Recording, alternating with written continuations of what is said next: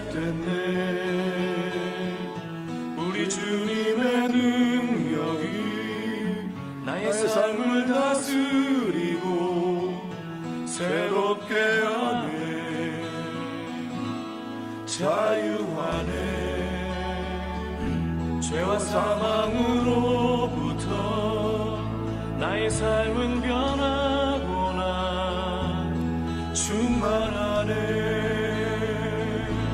시작됐네. 우리 주님의 능력이 나의 삶을 다스리고 새롭게 하네. 자유하네. 죄와 사망으로부터 나의 삶은 변하구나. 충만하네. 은혜로다. 주의 은혜 한량없는 주의 은혜. 은혜로다. 주의 은혜 변함없는 신실하신 주의 은혜. 은혜로다. 주의 은혜 한량없는. 하나님 주시는 성경 말씀 보겠습니다. 누가복음입니다. 우리가 잘 아는 말씀이죠. 누가복음 2장 9절부터 11절까지의 말씀입니다. 하나님의 말씀 합독하여 봤습니다. 주의 사자가 곁에 서고 주의 영광이 저희를 두루 비추매 크게 무서워하는지라. 천사가 이르되 무서워 말라. 보라, 내가 온 백성에게 미칠 큰 기쁨의 좋은 소식을 너희에게 전하노라. 오늘날 다윗의 동네에 너희를 위하여 구주가 나셨으니 곧 그리스도시니라. 아멘. 우리에게 가장 좋은 소식이 뭘까? 많이 생각을 해봤습니다. 우리에게 가장 좋은 소식이 뭘까? 우리 각 사람에게 가장 좋은 소식이 뭘까? 사람들에게는 각각 많은 문제들도 있죠. 그리고 사람들에게는 각자의 형편이 각각 다릅니다. 지금 여기에 우리 모여 있지만 또 유튜브로 예배로 드리지만 과연 우리 다 같은 사람들이지만 우리 각자의 형편은 각각 다를 수 있고 또 우리가 경험하는 각자의 어려움과 문제는 각각 다 다를 수가 있다. 부부라 해서 1년, 2년, 10년, 20년, 30년, 뭐 어느 분은 40년, 50년, 60평생을 살아도 여전히 아내와 남편이 나눌 수 없는, 아내만이 가지고 있는 문제, 또 남편만이 가지고 있는 소갈이, 또 어느 경우는 자녀들도 마찬가지죠. 부모지만 자녀들에게 할 수 없는, 그러나 부모로서 아파하는 그런 소갈이들, 또 자녀들도 마찬가지겠죠. 그런 거 있죠. 각자의 문제들 다 다를 겁니다. 아마 모르긴 몰라도 이분들에게 가장 반가운 소식, 각자에게 가장 반가운 소식은 아마 내가 소갈이 하고 있는 것, 내가 좀 문제 가운데 어려움을 당하고 있는 것, 도저히 아내에게도 남편에게도 각자에게도 말할 수 없는, 가장 가까운 이웃에게도 말할 수 없는 그런 문제를 해결할 수 있는 그런 소식을 듣는다면 아마 그것처럼 반가운 소식이 뭐가 있을까, 그런 생각을 해봤습니다. 그런데 내 마음 가운데 김 목사, 너는 너에게 반가운 소식이 뭐니? 이렇게 물으세요. 우리가 카먼적으로 하는 말 말고 그냥 오늘 뭐 다윗의 동네에 큰 기쁨의 소식 이거 말고 과연 내가 지금 내 안에서 나에게 가장 반가운 소식, 기쁜 소식 과연 뭘까? 한번 좀 생각해 봤으면 좋겠습니다. 각각 당하는 문제는 조금 다를 수 있고 그 문제가 아무리 어려워도 우리가 적어도 생각해야 되는 것은 적어도 본질적인 문제예요. 근데 우리가 지금 어렵고 힘들어서 그 문제를 조금 해결할 수 있는 방안이 없을까 하고 걱정하고 염려하면서 그 소식을 듣기를 원하지만, 그런 문제들은 보면 굉장히 지엽적인 문제일 때가 많다. 본질적인 문제보다 대단히 지엽적인 문제. 뭐 당장 죽음을 앞에 두고 어려움을 당하는 분들도 계시죠. 얼마 전에 저에게 전혀 알지 못하는 분인데 기도 부탁을 하시더라고요. 자기 남편이 지금 간암으로 어려움을 당하고 있는데, 아직 의사는 파이널 결정을 안 했대요. 간암인지. 그러면 간암이면 얼마 정도의 시한이 있는지. 그런데 걱정이 되는 거예요. 염려가 되는 거예요. 근데 무슨 일로 인하여 앉아서 그냥 대화를 하게 됐는데, 주님이 목사님에게 말씀을 하라 한다면서 이렇게 기도 부탁한다고. 그러면서 남편의 얘기, 성함을 누구누구라고 말씀하시는데, 그분에게 생각을 해봐서 가장 기쁜 소식이 뭘까? 그 남편의 아마 그 병을 고칠 수 있는 그런 소식이라면 얼마나 좋을까? 그게 그 사람에게 얼마나 기쁜 소식일까? 그런데 우리는 적어도 그런 지엽적이라고 표현하면 조금 그러겠지만, 그런 어려움의 문제이지만 그것보다도 더 문제가 있는 것, 그보다도 그 본질적인 것이 과연 중요하다는 것이죠. 그래서 적어도 우리가 사는 동안, 우리가 살아있는 동안 지엽적인 문제가 해결이 안 될 수도 있지만, 그래도 본질적인 것은 반드시 우리가 살아있는 동안, 우리가 이 땅에 생명이 있는 동안, 이 땅에서 호흡하는 동안만 허락되어진 그 문제는 해결되어야 된다. 그래서 오늘 본문에서 그 문제 해결이 가장 기쁜 소식이다. 그러나 사람들은 그것에 별로 관심이 없을 때가 많죠. 우리가 보내고 있는 적어도 이 성탄의 계절, 우리 예수님께서 들려주시는 성탄의 소식은 도저히 사람이 상상할 수 없는 소식이었죠. 도저히 사람이 제정신을 가지면, 보통의 정신을 가지면 이해할 수 있는 사건이 아니죠. 도저히 받아들일 수 있는 사건이 아니죠. 그 소식을 듣고 그 소식을 액면 그대로 믿고 받아들이기가 참으로 어려운, 우리는 도저히 사람이 할 수 없는 일을 하면 기적이다 그러잖아요. 바로 성탄의 소식이 기적과 같은 소식입니다. 제정신을 가진 사람은 세상적으로, 제정신이라 그러면 죄의 유혹에 빠져서, 원수마귀 사탄마귀의 유혹에 빠져서 죄의 종으로 이 땅에 불쌍한 사람들이 보통적으로, 상식적으로, 세상이 말하는 상식으로는 도저히 믿고 또 그 말을 따를 수 있는 그런 소식이 아니다. 그런데 그 소식을 듣고 그 소식의 문제를 해결하는 것은 마땅히 이 땅에 사는 동안만 허락되어진 대단히 본질적이고 대단히 제한적인 소식이다. 우리는 그것을 좀 생각해 반다. 그런데 이 소식을 성경은 뭐라고 얘기하냐면 쉬지 않겠다. 예수님 말씀을 조금 하겠습니다. 예수님께서 마지막 때를 말씀하시면서 제자들에게 마지막 때는 이런 현상이 있을 것이고 이런 일들이 있을 것이다 가르쳐 주시는 것이 마태복음 24장이죠.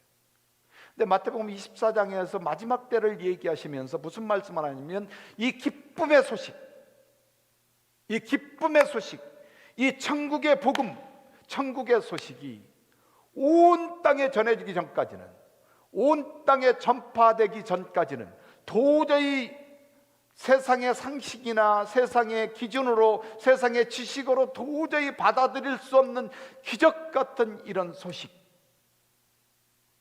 이 소식이 땅끝까지 전파되기 전까지는 마지막 때가 오지 않을 것이라고 말씀합니다.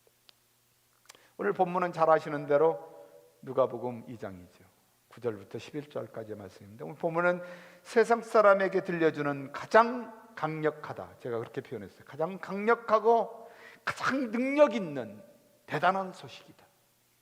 그 기쁨의 소식은 조금도 부족함이 없는 소식. 그 기쁨의 소식은 이 땅이 그 어떤 것과도 바꿀 수 없는 가장 가치가 있는 그런 소식이다 라고 오늘 본문을 통해서 우리에게 가르쳐주고 있지요. 조금 극단적으로 말하면 이 소식은 모든 인류에게 가장 소망인 소식이다.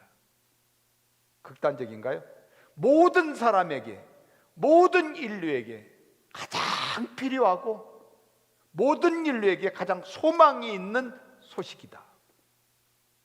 뭐 비웃든지 비웃지 않든지, 인정하든지 인정하지 않든지, 잘났든지 못났든지, 뭔가 대단한 것을 이룬 것처럼 허세를 부리는 사람이든 아니든 이 땅의 모든 인류에게 가장 가치 있고 가장 소망이 있는 소식이 오늘 성탄의 소식. 아마 오고 오는 세대에 이만큼 가치 있고 이만큼 인류에게 기쁨을 줄 수 있는 소식은 없다라고 성경은 그렇게 전제하죠. 마태복음에서 다윗의 자손 요셉아, 내 아내 마리아 데려오기를 두려워 말라. 저희가 잉태한 자는 성령으로 된 것이라.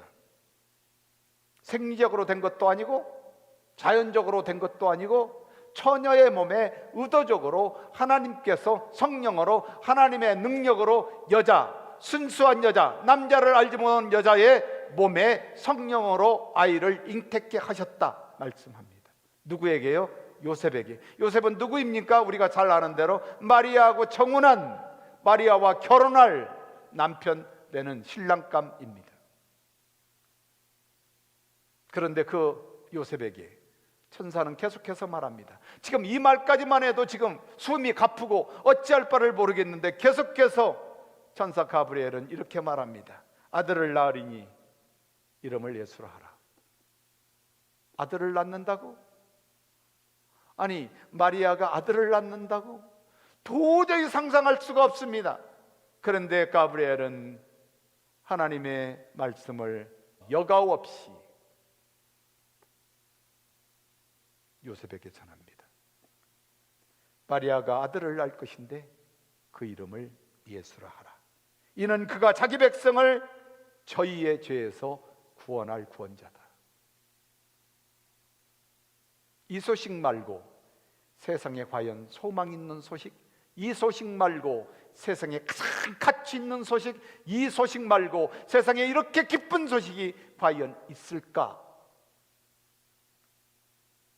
그렇습니다. 복음의 여정 살아가는 저와 여러분, 주님 중심으로 따르는 주님의 제자들에게는 이 소식을 이미 받아들인 사람들이고 그 여정 가운데 그 소식을 전하기 위하여 기꺼이 하나님의 나라의 백성으로 순종한 사람들. 그래서 우리의 소망은 뭐요? 이 땅에 있는 것이 아니고 영원한 하나님 나라, 이 땅에 예수 그리스도를 왕으로 모시고 왕 되시는 주님이 내 안에 하나님 나라로 임하셔서 나를 다스리고 통치하시는 그분 안에서 그분의 다스림 가운데 살아가는 우리에게 영원한 하나님 나라 약속하시고 그곳에 우리는 가게 될 것이다. 누구에게요? 왕 되시는 주님을 따라 사는 주님의 제자들. 그렇다면 과연 오늘 성탄의 계절에 우리에게 주시는 성탄의 가치는 무엇일까? 그 말씀 가운데 우리가 생각해 볼 것은 성탄의 가치는 세상의 그 어떤 소식과도 대신할 수 없는 소식이다. 오늘 본문은 우리에게 그렇게 가르쳐 주죠. 8절의 말씀을 보니까 목자들에게 나타납니다. 그 지경에 목자들이 밖에서 밤에 자기 양떼를 지키고 있었습니다. 이 목자들은 대단히 노멀한 사람들입니다. 기득권에게 무시당하는 사람들이었습니다. 적어도 잘난구석이라고는 하나도 없는 사람들, 우리와 똑같이 적어도 자기 양을 훔쳐가면 싸울 줄 아는 사람들, 조금 양을 많이 치는 사람이 적게 치는 목자를 무시하고 업신여기는 그런 노멀한 시대, 그렇게 살던 사람들, 전혀 특별하지 않은 사람들, 전혀 유명하지 않은 사람들, 전혀 잘난 척하지 않는 사람들, 그래도 여전히 밥 한 끼를 먹기 위하여 서로 아기다툼을 하며 사는 사람들, 그들의 직업은 목자였습니다. 여전히 그들은 밤중에 자기의 양들을 지키고 있었습니다. 다른 날과 전혀 다르지 않았습니다. 똑같았습니다. 적어도 우리처럼 비즈니스 하는 사람들 똑같이 문 열어서 비즈니스하고, 직장 다니는 사람들 똑같이 가서 책상에 앉아서 일하고, 딜리버리 하는 사람들 똑같이 차를 타고 딜리버리 하는, 아니 그냥 노멀했던 사람들, 한 끼를 걱정하며 살았던 사람들. 그런데 이 사람들을 전면에 등장을 시킵니다. 주님은. 어느 목사님이 목자가 보내온 초청장, 제가 언젠가 이걸 소개했던 적이 있어요. 언제 몇 년 전 아마 성탄절 설교를 하면서 소개했던 적이 있습니다. 목자가 보내온 초청장이라는 글을 소개했는데, 이 글에서 이렇게 목자의 초청장을 소개하고 있습니다. 저는 베들레헴 근교에서 양을 치던 목자 중에 한 사람입니다. 저희가 받았던 놀라운 초청 소식을 여러분에게 전하기를 원합니다. 천사가 메시아 탄생 소식을 알려줬을 때 저희는 다 화들짝 놀랐습니다. 하필이면 우리와 같은 천민들에게 이런 일이 일어나다니 도무지 이해하기 어렵습니다. 도무지 이해가 되지 않지요. 혹 여러분이 목자라면 굉장히 근사하고 낭만적인 그런 일이라고 연상을 하실지 모르지만 실상은 그렇지 않습니다. 그런데 성경에 천사가 들려준 말씀 가운데 주의 사자가 곁에 섰고 주님의 영광이 저희를 두루 비추며 크게 무서워한다고 9절에 말씀합니다. 우리는 고대 근동지방에서 가장 비루한 집단의 대명사입니다.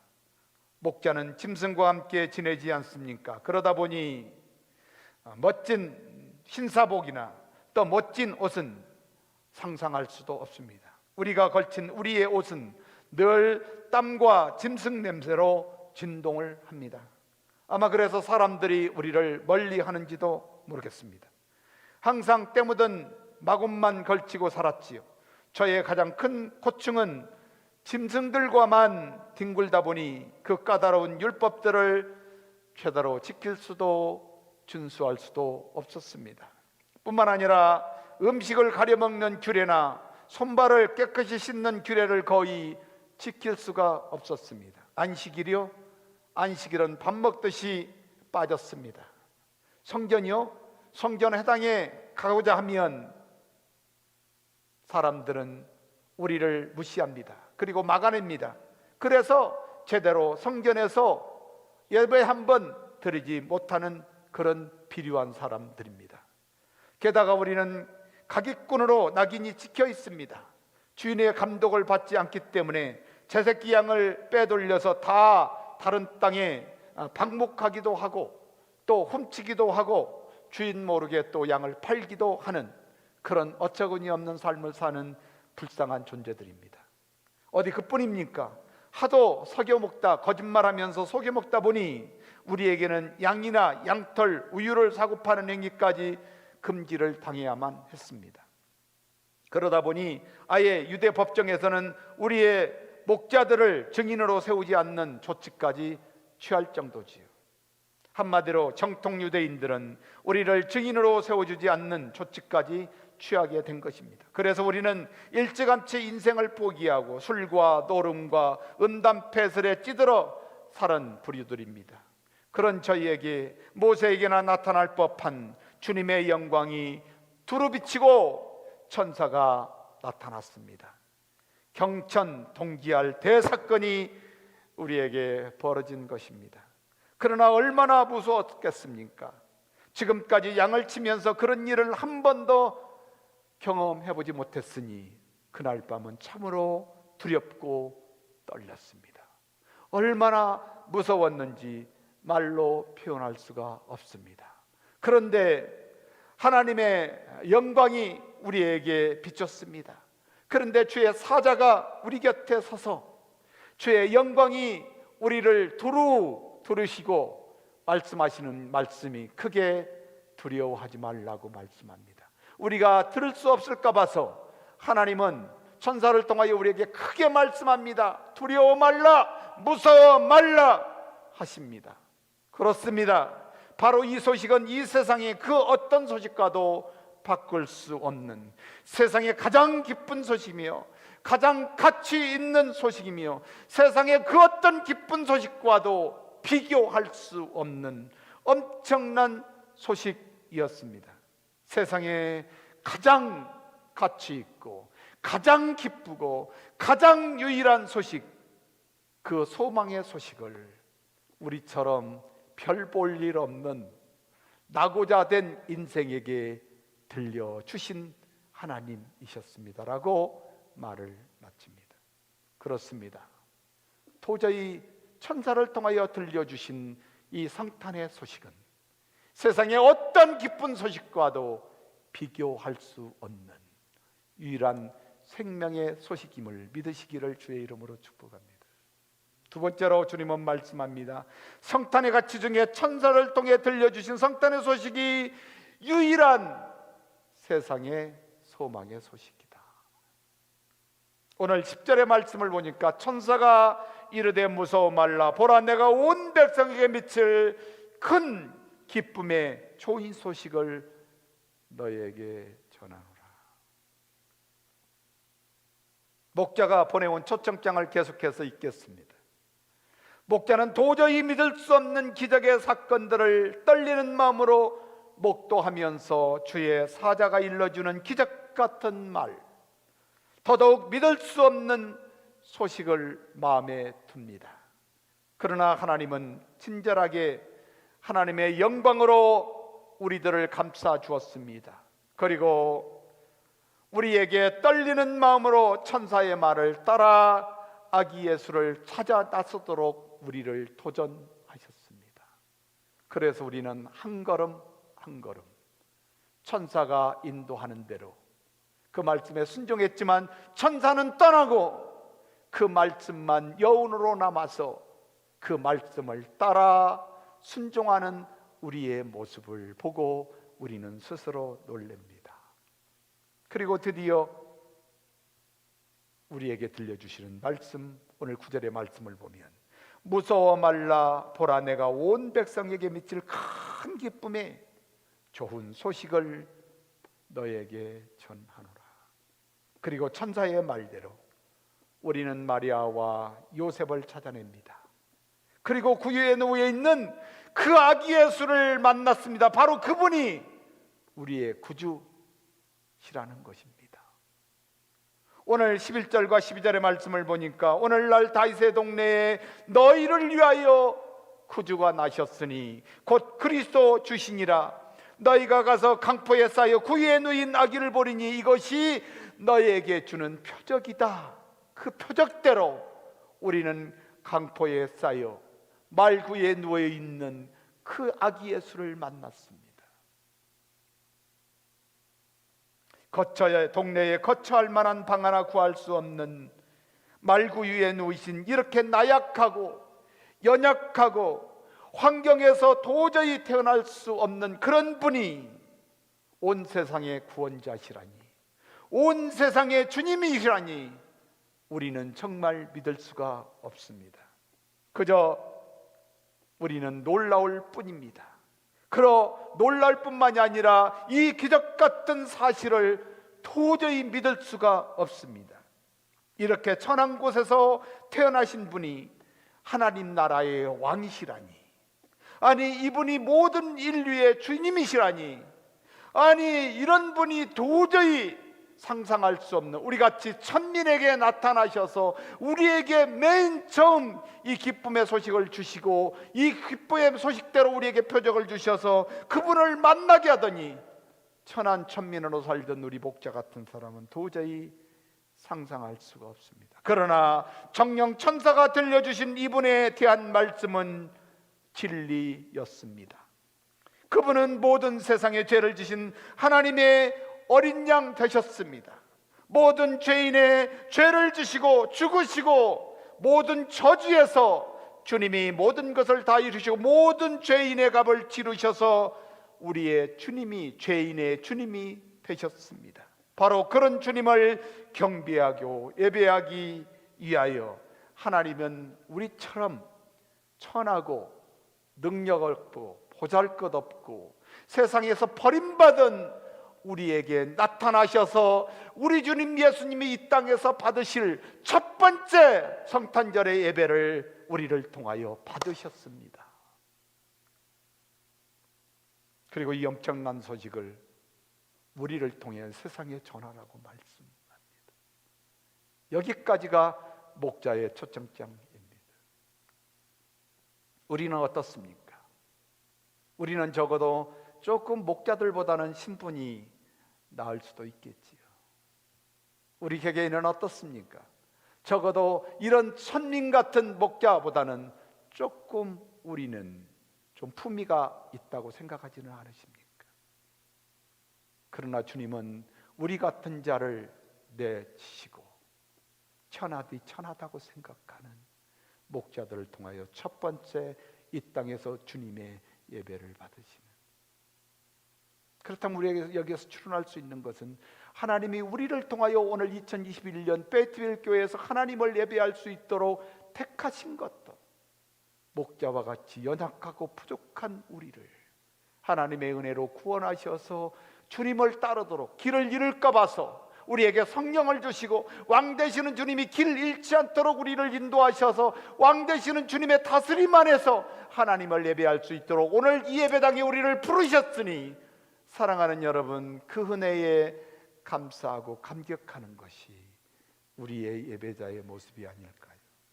그렇습니다. 사랑하는 교우 여러분, 목자들은 이 소식을 전하기 위해 지체하지 않았습니다. 그리고 빨리 가서 마리아와 요셉을 만나 그의 누인 주님의 말씀처럼 아이를 확인합니다. 그리고 그들은 천사가 말해준 그 아이에 대한 말을 전합니다. 그리고 그 소리를 들었던 사람들이 목자의 말을 기히 여겼다? 믿었다고 말하면 얼마나 좋을까요? 그런데 목자의 말을 귀히 여겼다. 또한 마리아는 어머니로 아이를 낳았지만 마리아는 그 말을, 목자들의 말을 마음에 두었다. 오늘 본문은 그렇게 말하고 있지요. 그런데 우리는 마음에 둔 것뿐만이 아니라 귀히 여긴 것뿐만이 아니라 그 천사가 전해준 말씀을 우리는 믿은 줄로 믿습니다. 그렇습니다. 그 주님을 믿고 그 기쁨의 소식에 동참하여 우리는 이 소식을 땅끝까지 전하는 일을 위하여 쉬지 않을 것입니다. 할렐루야! 우리는 쉬지 않고 일어나 빠른 걸음으로 세상을 향하여 땅끝까지 우리 주님 예수님의 성탄의 소식을 전할 것입니다. 그분이 우리의 주님이시고 그분이 하나님 나라의 왕이신 그리스도시라고 우리는 담대히 전하는 일을 위하여 지체하지 않을 것이라고 우리는 계속해서 결단합니다. 왜냐하면 세상은 여전히 사단의 유혹 안에 있습니다. 이 소식을 듣지 못한 사람이 수천 수억입니다. 이 소식을 들었다 할지라도 귀히 여기기는 하지만 믿지를 못합니다. 귀히 여기기는 하지만 그 말씀을 따라 살지 못합니다. 아직도 죄인으로, 아직도 하나님 앞에 원수가 되어서 아직도 저주의 삶을 살아가는 불쌍한 영혼들을 위하여 우리는 지금도 지체하지 않고, 교회는 지금도 지체하지 않고, 우리는 적어도 주님을 중심에 따르는 주님의 제자로 지체하지 않고 계속해서 빠른 걸음을 걸어 땅끝까지 이 소식을 전하는 목자들인 것을 믿으시기를 주의 이름으로 축복합니다. 이 소식은 도저히 세상에서 바꿀 수 없고, 더 나아가서 이 소식만이 세상의 유일한 소망의 소식이요 기쁨의 소식임을 믿으시기를 주의 이름으로 축복합니다. 이 소식은 하나님이 주신 은혜 받은 자들만이 누릴 수 있는 축복이다 말씀합니다. 이것은 누구에게 누릴 수 있는 기쁨의 소식입니까? 하나님 앞에 은혜를 입은 자만이 누릴 수 있는 기쁨의 소식. 오늘 13절과 14절의 말씀을 보니까 호련히 허다한 천군이 그 천사와 함께 있어 하나님을 찬송하여 가로되 지극히 높은 곳에는 하나님께 영광이요 땅에는 기뻐하심을 입은 사람들 중에 평화로다. 목자들은 천사의 말을 듣습니다. 그리고 하나님의 영광으로 충만하여집니다. 오늘 저와 여러분은 하나님의 영광으로 충만한 은혜가 있는 줄로 믿습니다. 하나님의 영광으로 여러분 한 사람 한 사람에게 충만하게 임하시고, 오늘 또 하나님이 말씀 가운데 그 기쁨의 소식으로 감격하며 감사하며 하나님 앞에 신령과 진정으로 예배하는 여러분들 드려지는 이 예배가 하나님 앞에 기쁘게 받으시는 예배인 줄로 믿습니다. 그렇습니다. 천사들은 화려한 추리도 없었습니다. 목자들은 화려한 선물도 받지 못했습니다. 목자들은 여전히 사람들에게 업신여김을 당하고, 목자들은 여전히 사람들에게 무시당하고, 목자들은 여전히 보여줄 것이 없는, 화려함이 없는, 눈에 보이는데 화려함이 없는, 주님의 에스겔을 통하여 말씀하지요. 눈에 보이는 것 섬기지 말라, 눈에 보이는 것으로 살지 마라 라고 말씀하고 이스라엘 민족 바벨론에 있는 그들을 향하여 에스겔은 말씀합니다. 하나님의 말씀에 눈에 보이는 것 섬기지 말고, 눈에 보이는 것으로 기뻐하지 말고, 눈에 보이는 것도 까불지 말고, 눈에 보이지 않는 전능하신 하나님의 말씀 앞에 순종하는 것 복이다. 목자가 그랬습니다. 눈에 보기에 아무것도 흠모할 만한 것이 없는 목자들에게 하나님은 나타나셔서 아무렇게나 볼품없는 그들에게 하나님의 영광이 가득 채워짐으로 말미암아 사람들이 두려워했겠지요. 그런데 두려워했다는 말이 아니라 기뻐했다고 얘기합니다. 그리고 누가 가르쳐준 것도 아니고, 누가 주의를 한 것도 아니고, 누가 피아노를 친 것도 아닌데 자동 발생적으로 하나님의 영광 가운데 하나님을 노래합니다. 찬송합니다.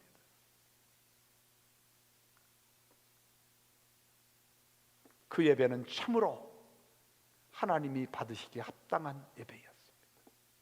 그 예배는 참으로 왕 되시는 내 주님이 통치하시는 예배였습니다. 왕 되시는 내 주님이 다스리시는 예배였습니다. 믿는 자들이 누리는 하나님의 은혜였습니다. 목자들이 무엇으로 말미암아 이런 축복을 누린 것이 아니고, 하나님이 목자들에게 은혜를 베풀어 주신 그 은혜를 입은 목자들에게 부여된 기쁨의 소식이고 감격이었습니다. 그리고 이들은 이렇게 고백합니다. 지극히 높은 곳에는 하나님께 영광입니다. 그리고 이 땅에는 기뻐하심을 입은 사람들 중에 평화다. 기뻐하심을 입은 자 누굽니까? 하나님의 은혜를 입은 자. 목자들은 하나님의 은혜를 입은 자들이죠. 그들은 하나님의 영광을 보았고, 그들은 하나님의 영광으로 말미암아 감격했고, 그 감격으로 말미암아 이 땅에 내 주님 예수 그리스도 안에 은혜를 입은 자로 하나님 안에서 평강의 은혜, 평화의 은혜. 우리는 가끔 예수님을 주님으로 믿으면 구원받았습니다, 우리의 모든 죄를 용서받았습니다 라고 말합니다. 그리고 지금 죽어도 천국 갈 수 있습니다 라고 말합니다. 그러나 그것이 다가 아니지요. 우리는 적어도 예수님을 주님으로 믿음으로 말미암아 하나님의 은혜를 깨닫고, 내가 하나님 앞에 용서받은 것이 하나님의 은혜다, 값없이 내가 하나님 앞에 한 것이 없는데 하나님이 나에게 부여하신, 하나님이 나에게 일방적으로 주신 은혜다 라고 고백하죠. 그 은혜를 입은 사람들은 뭐해요? 이제는 구원하여 주신 내 주님, 그분을 따라 살아가는 삶을 살지요. 그것은 예배 한 가지로만이 만족할 수 있는 일이 아닙니다.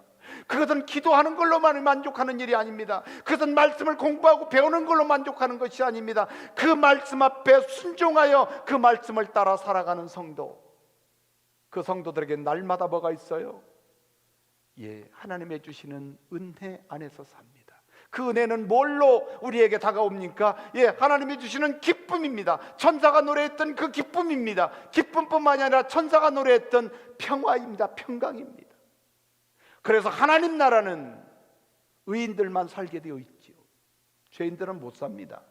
하나님의 나라에서 사는 의인들은 하나님의 주시는 기쁨과 평안이 있다. 이게 천국이다. 천국이죠.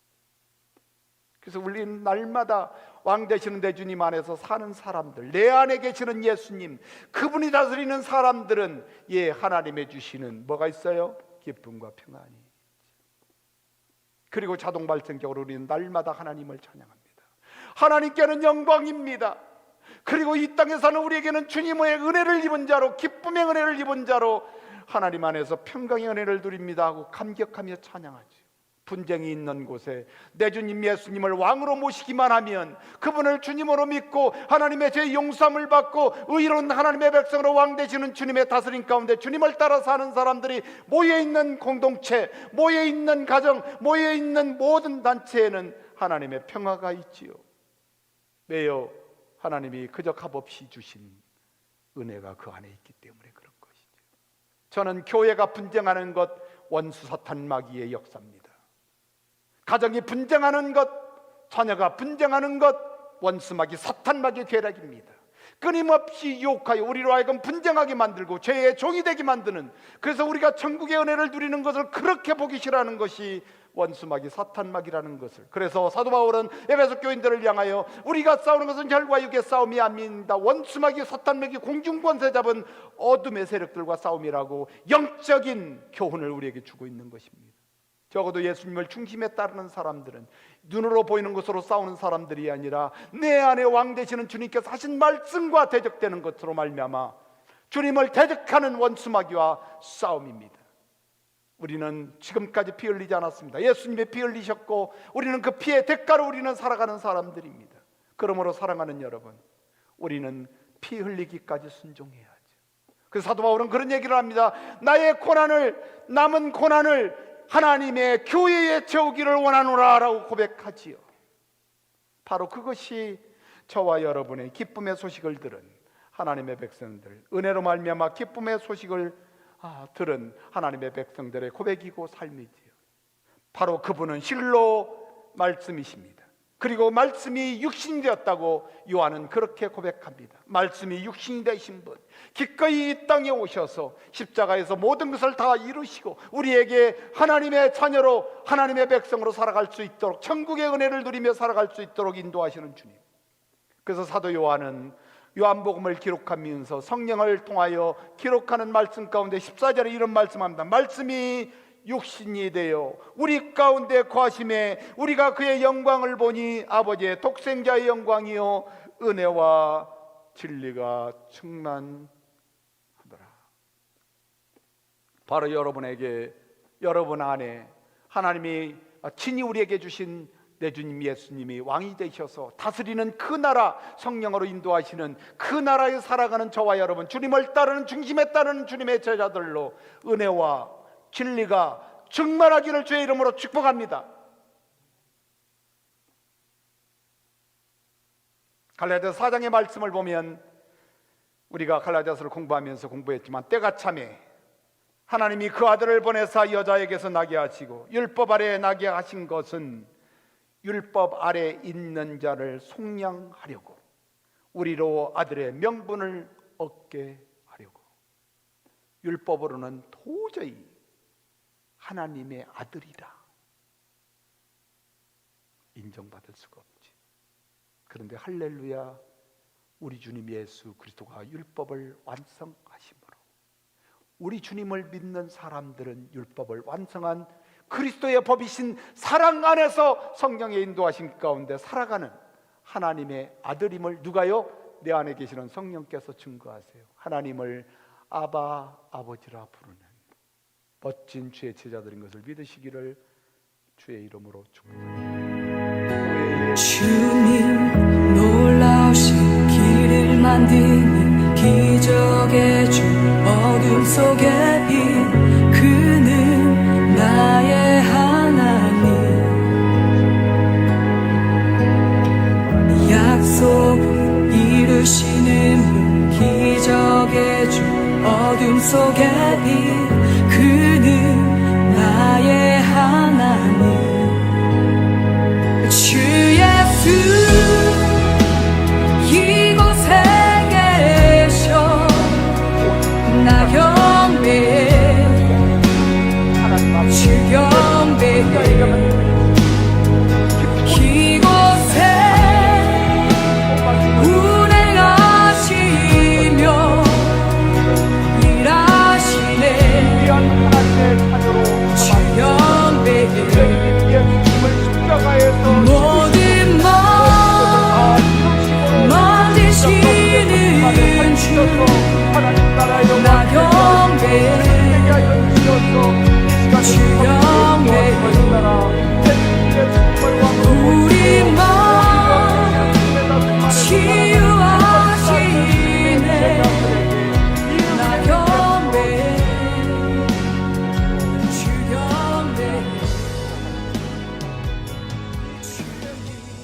우리를 죄에서 구원하시기 위하여 십자가의 은혜를 허락하신 우리 구주 예수 그리스도의 은혜와 아버지 하나님의 만극하시고 무궁하신 사랑하심과 성령 하나님 교통하시고 인도하시고 축복하시는 은혜가 오늘 예배 마치고 주의 기쁨의 소식, 소망의 소식을 들고 세상을 향하여 나가는 주님 중심에 따르는 주님의 제자들 머리 위에와 가정 위에와 자녀 위에와 또한 하는 모든 일들 위에와 또한 교회 위에와 선교지와 선교사들 위에 지금부터 영원토록 함께 계실지어다.